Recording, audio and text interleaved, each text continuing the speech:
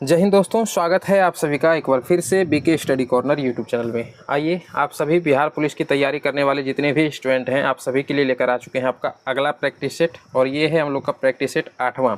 पीछे ऑलरेडी हम लोग 7 प्रैक्टिस सेट कवर कर चुके हैं। डिस्क्रिप्शन में प्लेलिस्ट का लिंक मिल जाएगा, ठीक है। पहले इस वीडियो को देख लीजिए, उसके बाद यदि आपके पास टाइम बचे तो वो वाला भी प्रैक्टिस सेट लगा लीजिएगा, और इंपॉर्टेंट है, जरूर से लगा लीजिएगा।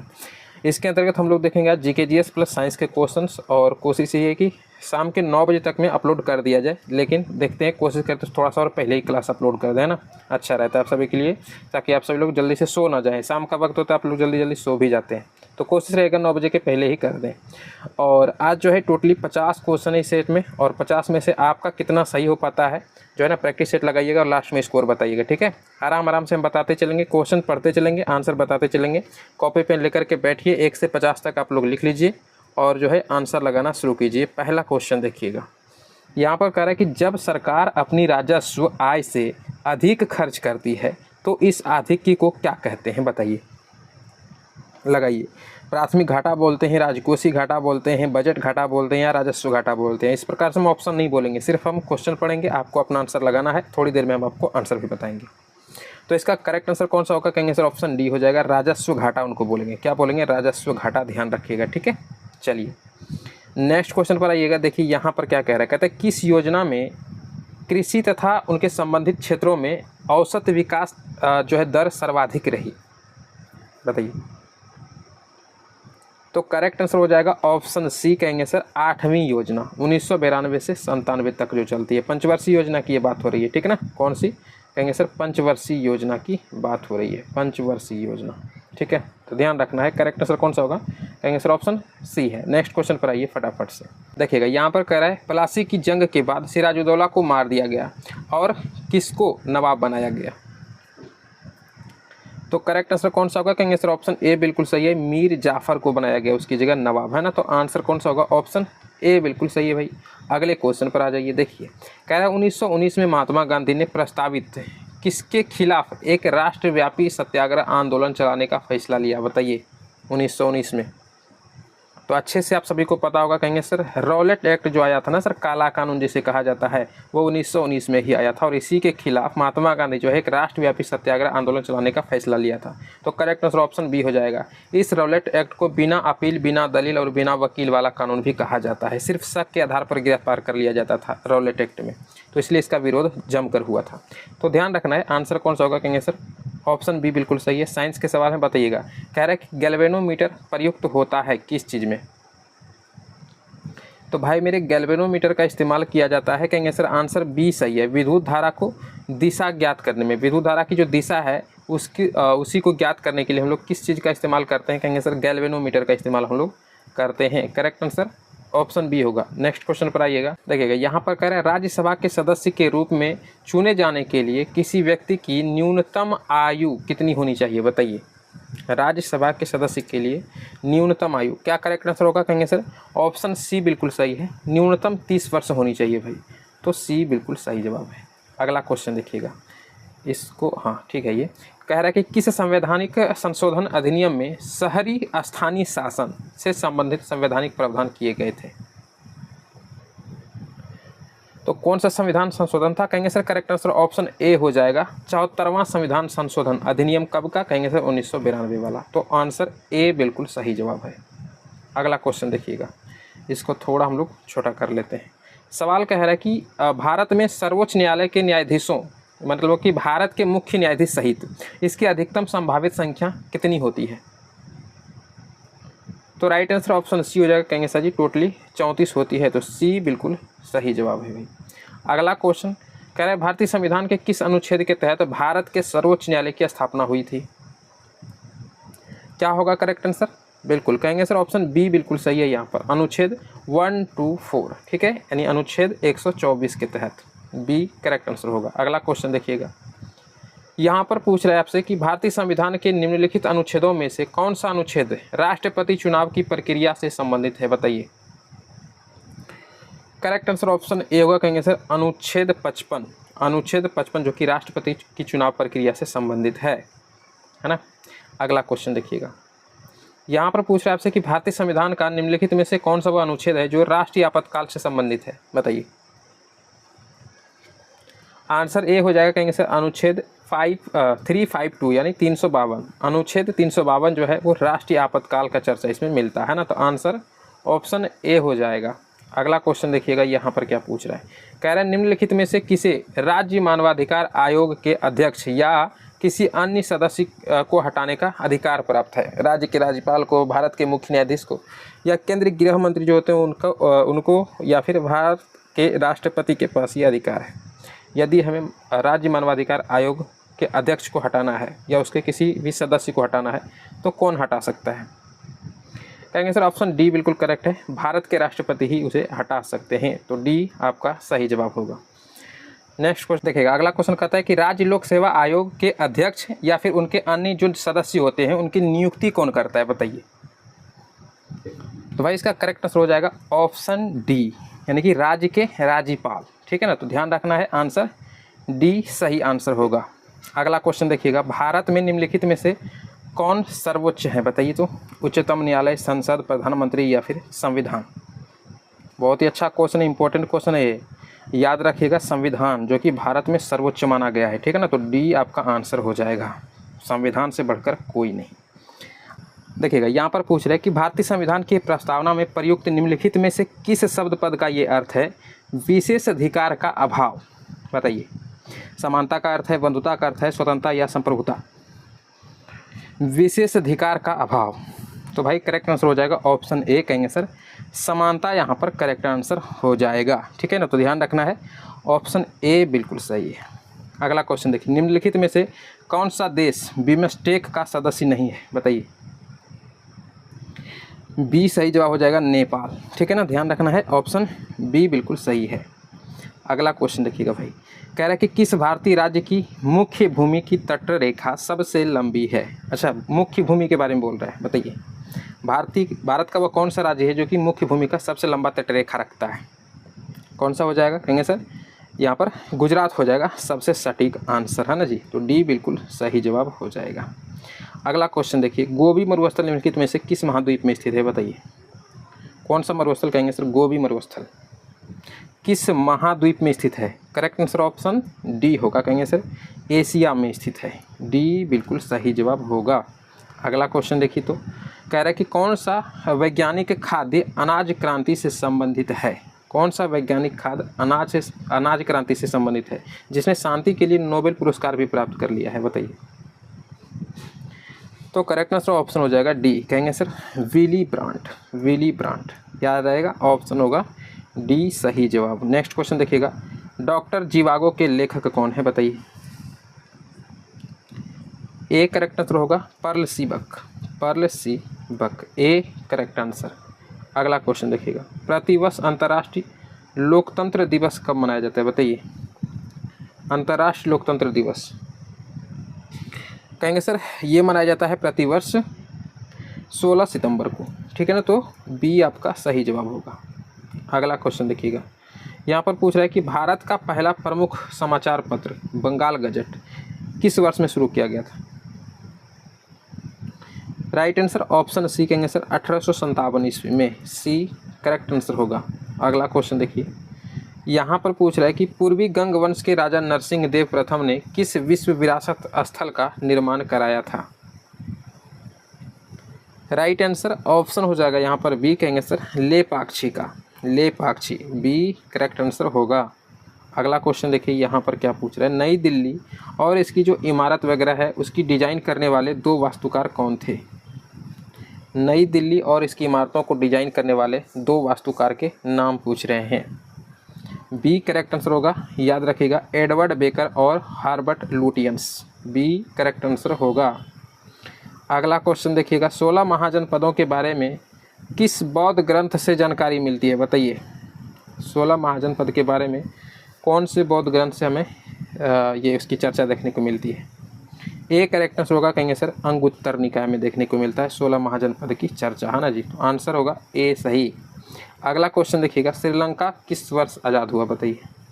श्रीलंका को किस वर्ष में आज़ादी मिली थी? देखिए भाई मेरे करेक्ट आंसर ऑप्शन बी होगा, कहेंगे सर 1948 ईस्वी में। बी सही जवाब होगा। अगला क्वेश्चन देखिएगा। कह रहे तुर्की की राजधानी का नाम बताइए भाई। कहिएगा सर तुर्की की राजधानी का नाम अंकारा है, तुर्की का अंकारा, सी करेक्ट आंसर हो जाएगा। ठीक है, ऑस्ट्रेलिया का कैनबरा। अगला क्वेश्चन देखिए यहाँ पर क्या कह रहा है। अच्छा इसको थोड़ा छोटा कर लेते सवाल, थोड़ा सा ये है ना लंबा चला जाएगा, इधर कट जाना था। देखिए कह रहा है कि ग्रेट लीप फॉरवर्ड अभियान का संबंध निम्नलिखित में से किससे है, बताइए। ग्रेट लीप फॉरवर्ड, देखिए करेक्ट आंसर ऑप्शन बी होगा, चीन की अर्थव्यवस्था में औद्योगिकीकरण को बढ़ावा देना। Great leap forward, B correct answer होगा। देखिएगा अगला क्वेश्चन क्या कह रहा है, कहता है प्रसिद्ध पर्वतीय स्टेशन, क्या नाम है भाई, कोडाई कनाल कहाँ स्थित है, बताइए। प्रसिद्ध पर्वतीय स्टेशन कोडाई कनाल ये कहाँ स्थित है। देखिए करेक्ट आंसर ऑप्शन बी होगा, कहेंगे सर पालनी हिल्स पर है, पालनी हिल्स पर, बी आपका करेक्ट आंसर होगा। अगला क्वेश्चन देखिएगा यहाँ पर क्या कह रहा है, कहता है सरकार अनिवार्यतः कितनी फसलों के लिए न्यूनतम समर्थन मूल्य, जिसको हम लोग एमएसपी कहते हैं, इसकी घोषणा करती है, कितनी फसलों के लिए। तो करेक्ट आंसर ऑप्शन ए होगा, कहेंगे सर जी महज 23 प्रकार के फसलों के लिए, तो ए आपका करेक्ट आंसर होगा। अगला क्वेश्चन देखिए यहाँ पर पूछ रहा है कि वस्तुओं और सेवाओं के उत्पादन के लिए सबसे कम क्या आवश्यक है, दिमाग लगाइए। वस्तुओं और सेवाओं के उत्पादन के लिए सबसे कम जो आवश्यक चीज़ है वो क्या है, तो करेक्ट आंसर इसका डी हो जाएगा, लोगों को शिक्षित करने के लिए संस्थान, डी आपका करेक्ट आंसर हो जाएगा। अगला क्वेश्चन देखिए यहाँ पर क्या कह रहा है, कहता है भारतीय अंतर्राष्ट्रीय खिलाड़ी के.एम. बीनामोल ये जो है किस खेल से संबंधित है, बताइए। सी करेक्ट आंसर होगा, कहेंगे सर एथलेटिक्स, है ना, तो यहाँ पर सी आपका सही जवाब हो जाएगा। अगला क्वेश्चन देखिए GVA का फुल फॉर्म पूछ रहा है, सॉरी GVA का फुल फॉर्म, है ना। अच्छा GVA क्या है, ये क्वेश्चन में ही बता रखा है कि अर्थव्यवस्था के किसी क्षेत्र, उद्योग या प्रखंड में उत्पादित वस्तुओं और सेवाओं के मूल्य की माप होती है इसके द्वारा। तो ये पूछ रहा है कि GVA का पूर्ण स्वरूप क्या है, यानी फुल फॉर्म इसका पूछ रहा है। तो इसका करेक्ट आंसर कौन सा होगा, कहेंगे सर ऑप्शन ए बिल्कुल सही है, इसका मतलब होता है ग्रास वैल्यू एडेड। ठीक है, क्या हो जाएगा, ग्रास वैल्यू एडेड, ए आपका करेक्ट आंसर हो जाएगा। यहाँ पर देखिए क्या पूछ रहा है, एमएसपी के ही बारे में यहाँ पर बताइएगा कि एमएसपी में वृद्धि ने किसानों को मोटे अनाज के उत्पादन से किसके उत्पादन के लिए भूमि को तैयार करने के लिए मजबूर किया है, किस फसल के लिए, बेसिकली ये फसल के बारे में पूछ रहा है। तो सटीक जवाब क्या होगा, कहेंगे सर ऑप्शन सी सही है, गेहूं और चावल के लिए। ठीक है, सी करेक्ट आंसर हो जाएगा। अब मेन फसल तो यही होता है गेहूं और चावल, है ना। अगला क्वेश्चन देखिएगा, इसको थोड़ा हम लोग छोटा कर लेते हैं। कह रहा है कि लौह चुंबकीय, अच्छा साइंस है, कह रहा है कि लौह चुंबकीय पदार्थ चुंबकीय क्षेत्र में रखे जाने पर अस्थायी चुंबक बन जाता है, क्या वजह है। तो राइट आंसर ऑप्शन ए हो जाएगा, यानी कि सभी डोमेन चुंबकीय क्षेत्र की दिशा में अभिविन्यासित हो जाते हैं, ए आपका सटीक जवाब होगा। अगला क्वेश्चन देखिएगा क्या कह रहा है, कह रहा है कि किसी देश द्वारा, एक सेकेंड, हाँ, कह रहा है किसी देश द्वारा एक वित्तीय वर्ष के दौरान उत्पादित वस्तुओं और सेवाओं के मूल्य का योग क्या कहलाता है, बताइए क्या कहलाए। तो कहिएगा सर उसको हम लोग राष्ट्रीय आय कहते हैं, क्या बोलते हैं, राष्ट्रीय आय, नेशनल इनकम। अगला क्वेश्चन देखिएगा यहाँ पर क्या पूछ रहा है, कहता है कौन सा पुरस्कार विश्व आर्थिक मंच द्वारा कलाकार को दिया जाता है जो कला के माध्यम से विश्व की स्थिति में सुधार लाना चाहते हैं। तो करेक्ट आंसर ऑप्शन डी हो जाएगा, कहेंगे सर उसके लिए क्रिस्टल पुरस्कार दिया जाता है ना, क्रिस्टल पुरस्कार करेक्ट आंसर ऑप्शन डी हो जाएगा, विश्व आर्थिक मंच द्वारा दिए जाते हैं। अगला क्वेश्चन देखिए, कह रहा है कि कंपन स्वरी वाद्य यंत्रों को नाट्य शास्त्र में क्या कहा गया है, बताइए। इडियोफोन्स इंग्लिश में इसको बोलते हैं, बताइएगा क्या होगा करेक्ट आंसर, कहेंगे सर ऑप्शन सी है बिल्कुल सही, घन वाद्य इसको बोलते हैं, क्या बोलते हैं, घन वाद्य, सी आपका सही जवाब होगा। अगला क्वेश्चन देखिएगा, कह रहा है निम्नलिखित में से किस भारतीय फुटबॉल खिलाड़ी का उपनाम सिक्किमीज स्नाइपर है, बताइए क्या होगा करेक्ट आंसर, कहेंगे सर ऑप्शन बी बिल्कुल यहाँ पर सही हो जाएगा, बाईचुंग भूटिया नाम है उसका, क्या नाम है, Baichung Bhutia, B correct answer होगा। अगला क्वेश्चन देखिए 40 नंबर का सवाल है, कह रहा है अर्जुन तपस्या दुनिया की सबसे बड़ी नक्काशीदार मूर्तियों में से एक है जो स्थित है कहाँ पर।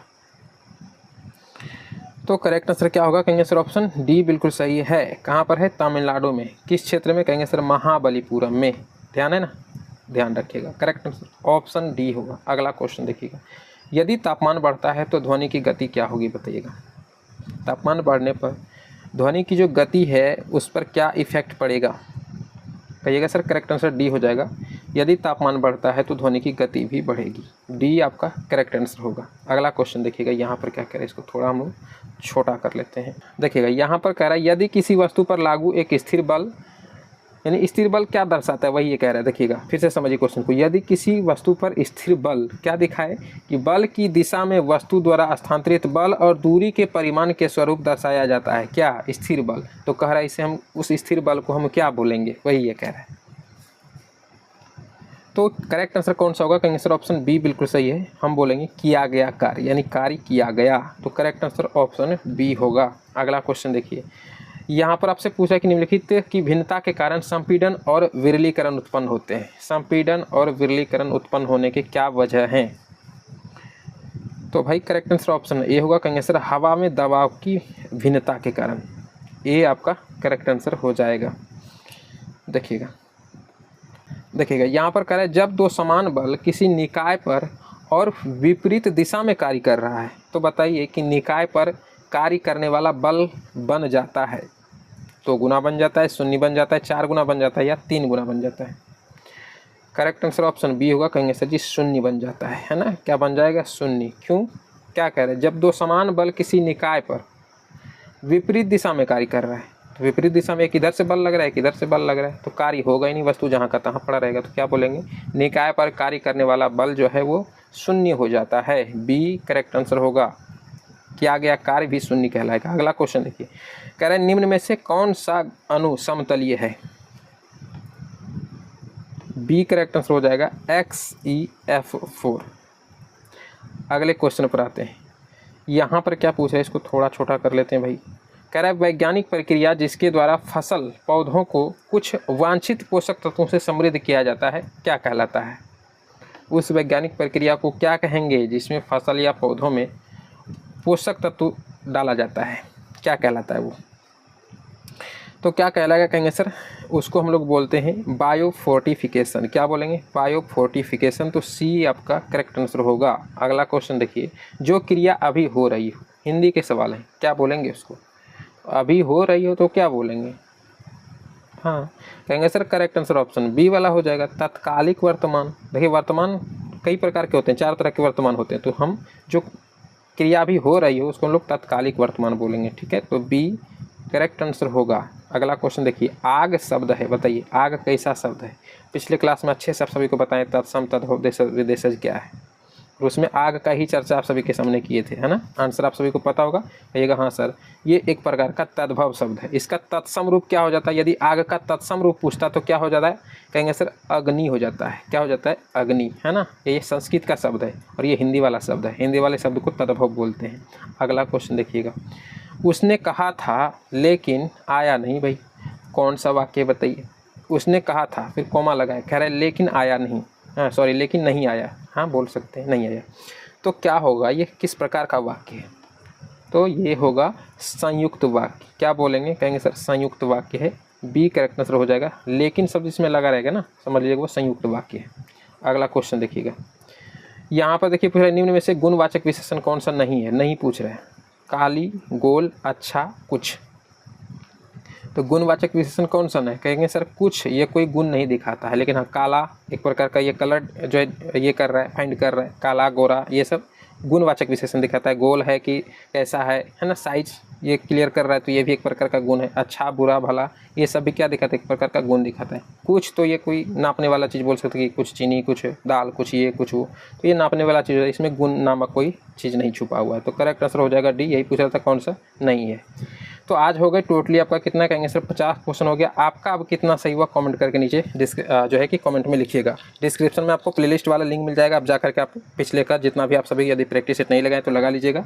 हाँ आप सभी लोग यदि PDF चाहते हैं तो डिस्क्रिप्शन में ही टेलीग्राम चैनल का भी लिंक मिल जाएगा, BK स्टडी कॉर्नर के नाम से ज्वाइन कर लीजिएगा। वहाँ फ्री में आप सभी को PDF मिल जाता है क्लास का। मिलते हैं आप आपसे अगली क्लास में, तब तक के लिए जय हिंद।